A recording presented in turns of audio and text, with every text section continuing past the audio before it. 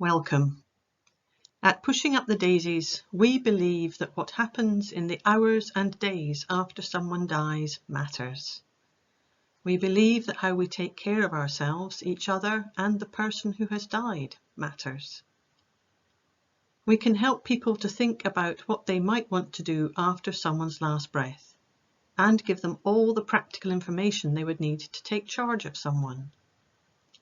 That way, they can find out what's right for them and be able to do what's right for them, for their own long-term well-being and the well-being of those around them. Most people who die in Scotland do not currently spend time at home after their death, because a funeral director is engaged to take them to their premises where we have little contact. So it is not surprising that people are not sure what to do when someone takes their last breath. As you watch this video, you may be taken by surprise by your reaction at times, as it may stir emotions and memories. Finding out what you could have done when someone close to you took their last breath can bring up regrets. If you feel uncomfortable, please be gentle with yourself. Maybe take yourself out for a bit of fresh air and join back in when you're ready. We are interested in the period of time between someone's last breath and their burial or cremation. We think this time is so important that we have given it a name, the Daisy Days. Whilst it is currently common for someone to have a funeral, some people choose not to, and so we use the time of burial or cremation as the end point. We encourage people to consider the value of taking charge of someone's body at home during the Daisy Days. The person's body may be at home throughout the Daisy Days, or there may be comings and goings to other places, perhaps to a funeral director's premises, coming home for a few days before their burial or cremation. At the moment in Scotland, only about 25% of people take their last breath at home. About 50% of people do so in hospital, 20% in a care home, and 5% in a hospice. Whilst it is currently rare for someone to come home from elsewhere after death, it is usually possible and practical to do this. There are beautiful opportunities during the Daisy Days for meaningful connection between people without someone's body. However, having their body close by can be a very helpful and powerful focal point for conscious attention on what has happened, even if people do not have an instinct to physically tend to them. Anne had long promised to try to be with John at the time of his passing and to look after him after his last breath. With Anne's help, he wanted to be buried in a natural setting with a close family gathering and without using a funeral director. Anne had no experience of any of this, but was determined to carry out his wishes.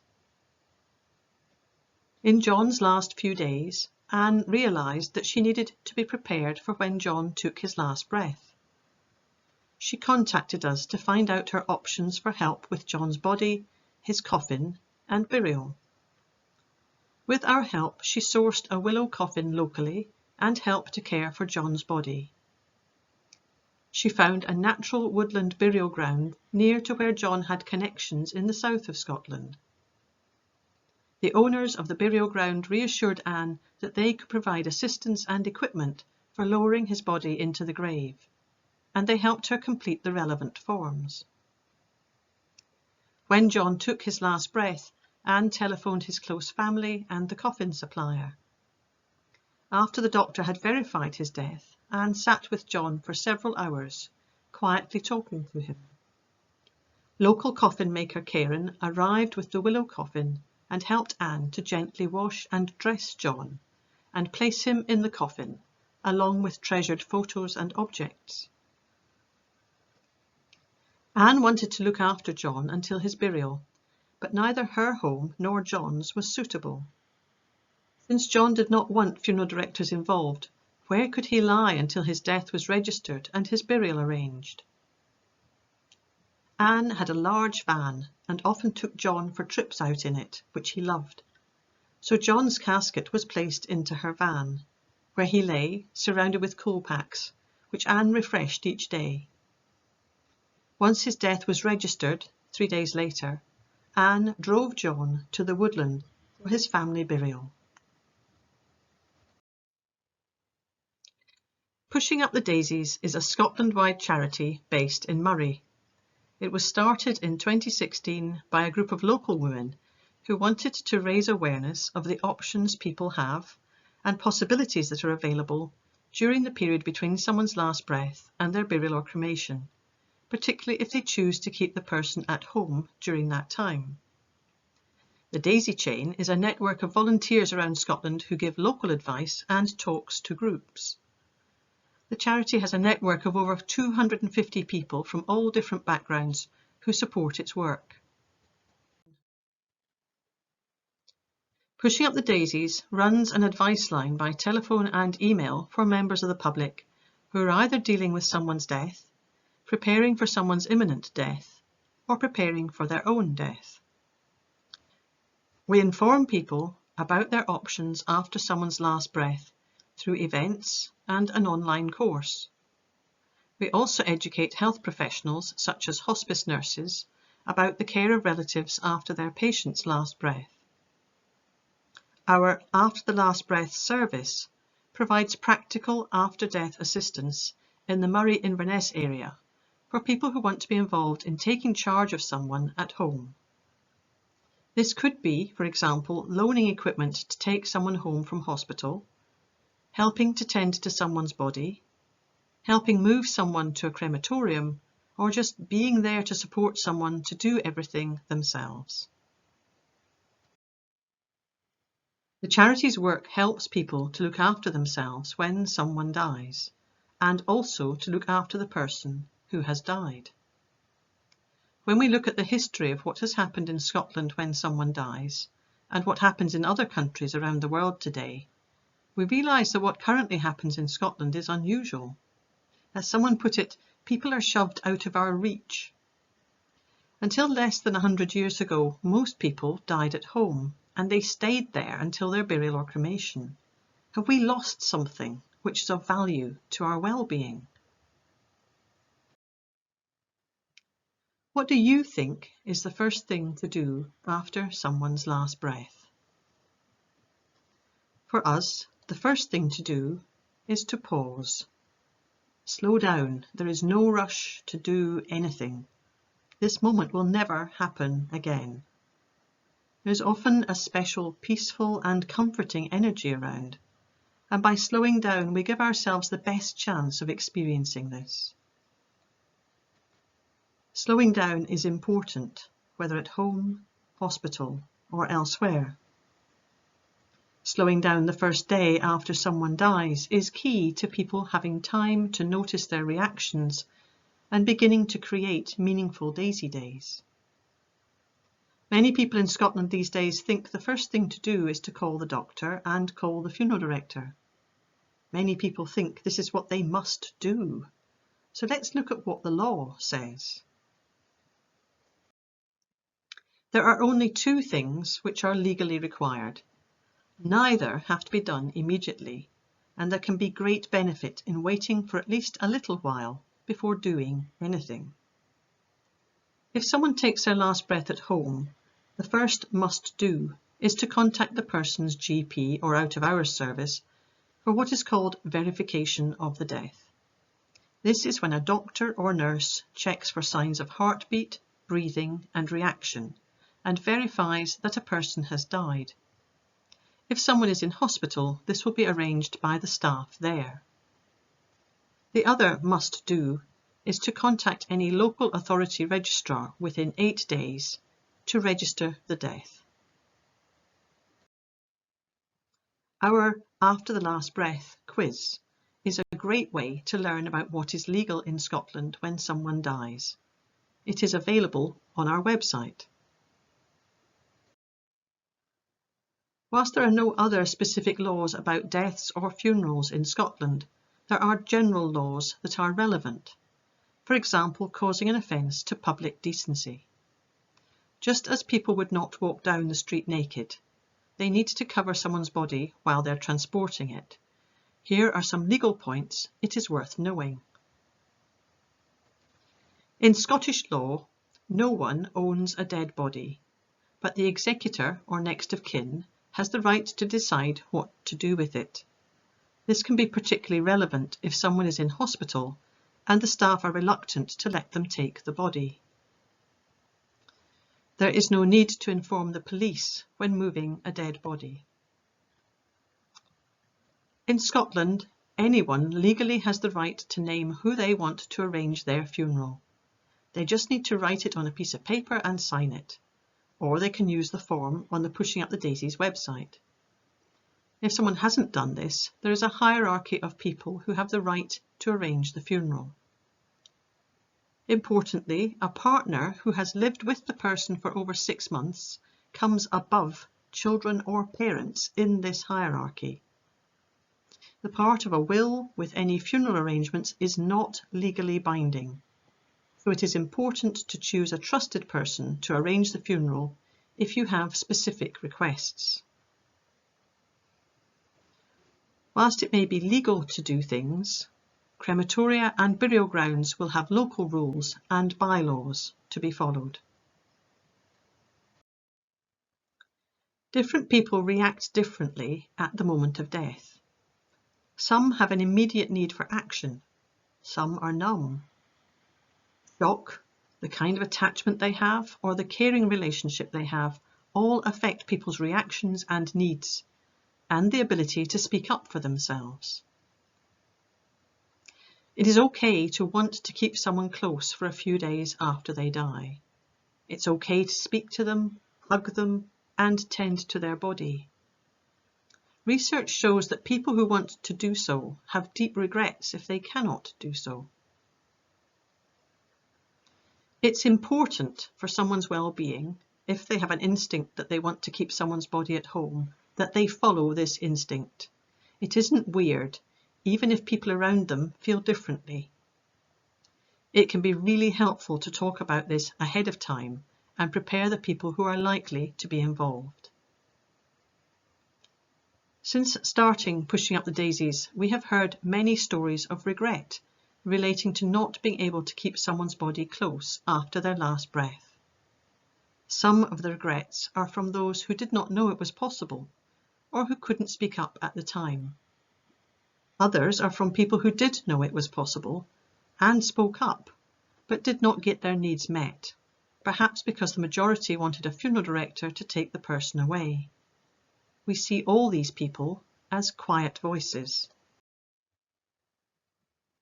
The need to do something now is the greatest problem facing the quiet voices who generally need a slower pace. We want to speak up for the quiet voices because we believe that not having their voice heard, and hence not keeping the person close, detrimentally affects people's experience, often unnecessarily, and possibly contributes to more difficult grieving. It could be any one of these people. It could be you. Another group of quiet voices we are very aware of is young people. We spoke to a group of secondary pupils who all felt that their needs were not listened to when a close family member died. It can be tempting to want to protect young people from death, but we advise including them as much as possible in what is happening, listening to them and responding to them. They can be remarkably wise in the face of death. We have heard a story of how helpful it has been for young children, when a sibling has died, to keep their body at home. They paid attention to their body for a few days and then seemed to naturally adjust to what had happened. Children's nursing policy is written with an expectation that parents will want to care for their child after their last breath until they are ready to let go. For example, with family accommodation often provided in children's hospices. In adult nursing policy, however, there is not this recognition of the need for continuity of the caring role when someone dies. After someone's last breath, it is usual for carers, as with everyone, to be in a state of shock and find it difficult to think clearly. Additionally, carers are likely exhausted by 24/7 caring or hospital visiting. Just as for everyone else, we advocate a policy of slow down, don't rush. Allow a carer to rest before anyone does anything. Especially explain the need for this to anyone who, with the best of intentions, needs to be doing something. Often people who have not been caring want to help, and with the best of intentions call a funeral director, who, with the best of intentions, comes and takes the person's body away to take care of the burden for them, before a carer is ready to let go.